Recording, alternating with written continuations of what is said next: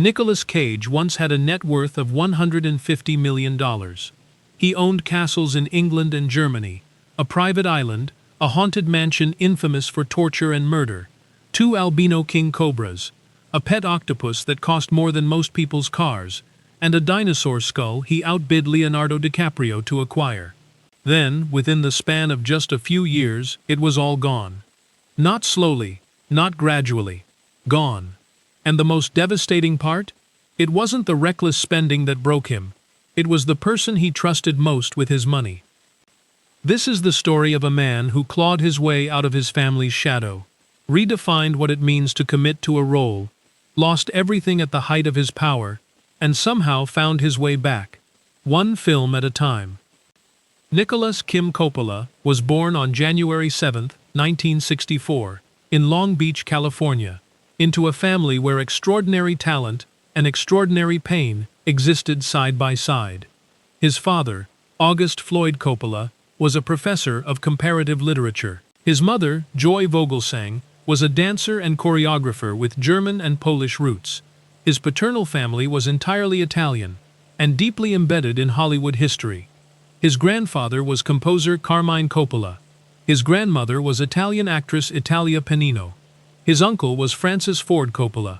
His aunt was Talia Shire. His cousins included Sofia Coppola, Roman Coppola, and Jason Schwartzman.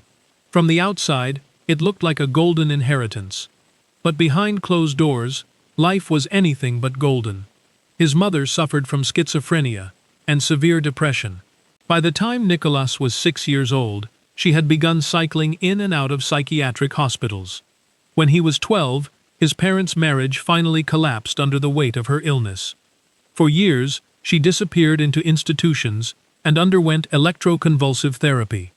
Nicolas later recalled that she would sometimes have no memory of what had happened during those episodes, entire stretches of time simply erased. He described learning to emotionally detach while observing her condition, almost the way a scientist might study a subject.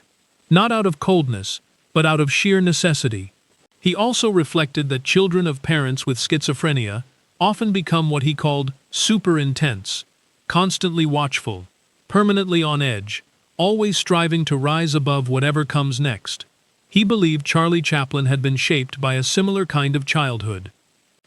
His father raised him in Long Beach, and by age 15, Nicolas had already found his way onto a film set. His first appearance was a tiny, uncredited role in Fast Times at Ridgemont High, one of Brad's unnamed friends at a fast food restaurant. He was credited as Nicolas Coppola. It backfired almost immediately. Cast and crew teased him relentlessly, quoting lines from Apocalypse Now. He was the youngest person on set, surrounded by adults who couldn't stop referencing his uncle's legacy. Child labor laws restricted how many hours he could work. The teasing cut deep.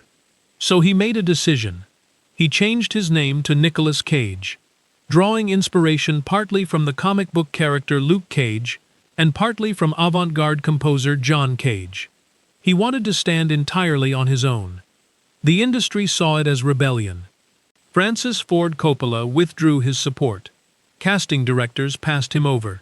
But Cage refused to stop. At 17, he dropped out of Beverly Hills High School, took a minimum-wage job at the Fairfax Theater, selling tickets and popcorn, and delivered pizzas on the side. Between shifts, he'd slip behind the theater and stare at the screen, wondering how to get from where he was standing to where those people were. He later said that was the period cinema became the single most important thing in his life. What changed everything wasn't his family name. It was an audition.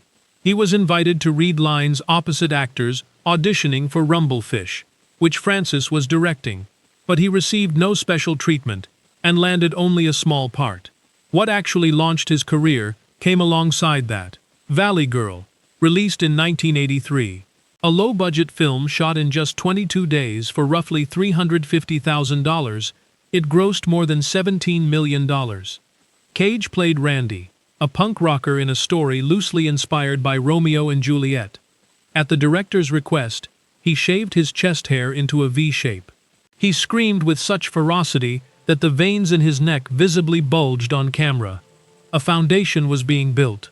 He then poured himself into Rumblefish with everything he had, refining his voice, his posture, every physical detail of the character, even in a supporting role.